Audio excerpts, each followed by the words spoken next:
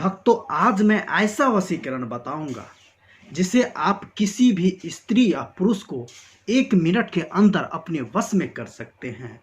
तो क्या है वो वशीकरण, आज मैं इस वीडियो में आप लोगों को बताऊंगा। तो भक्तों, आप लोग अगर इस चैनल पे नए हैं तो आप लोग चैनल को सब्सक्राइब कर लें, क्योंकि मैं रोज इसी तरह का वीडियो लेकर के आते रहूँगा और नए नए टोटका लेकर के आते रहूँगा। तो आप लोग चैनल पे नए हैं तो चैनल को सब्सक्राइब कर ले।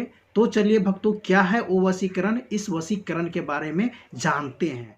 भक्तों, आपको इस वशीकरण में कुछ नहीं करना है, सिर्फ एक काम करना है और एक काम से ही 1 मिनट के अंदर किसी भी स्त्री या पुरुष को अपने वश में कर सकते हैं और उसके साथ मनचाहा काम कर सकते हैं। ये क्या है वो वशीकरण, अभी मैं आप लोगों को बताता हूँ, तो वीडियो को देखते रहिए।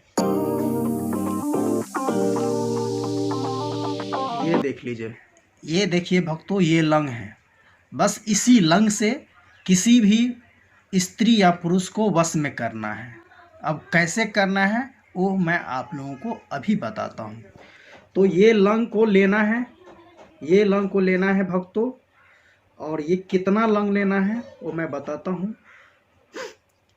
ये लंग को लेना है, 7 लंग को लेना है, और 7 लंग को लेकर के अपने शरीर के उस जगह पे रखना है जिस जगह पे सबसे ज़्यादा पसीना आता हो।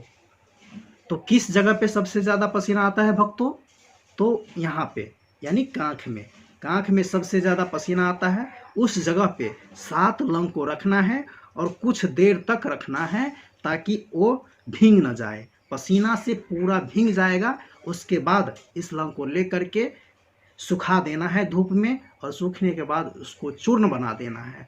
चूर्ण बनाने के बाद जिसे आप बस में करना चाहते हैं उसे आप खिला दीजिए, खाना के साथ या चाय के साथ उसे खिला दीजिए।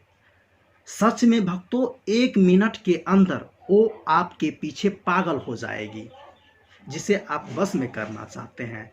इस टोटका को आप करके देखिए भक्तों, यकीन मानिए किसी भी स्त्री या पुरुष को 1 मिनट के अंदर अपने बस में कर सकते हैं।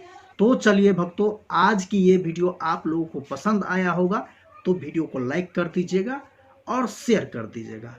चैनल पे नए हैं तो चैनल को सब्सक्राइब कर दीजिएगा, क्योंकि मैं रोज इसी तरह का वीडियो लेकर आते रहूँगा, नए नए टोटके लेकर आते रहूँगा।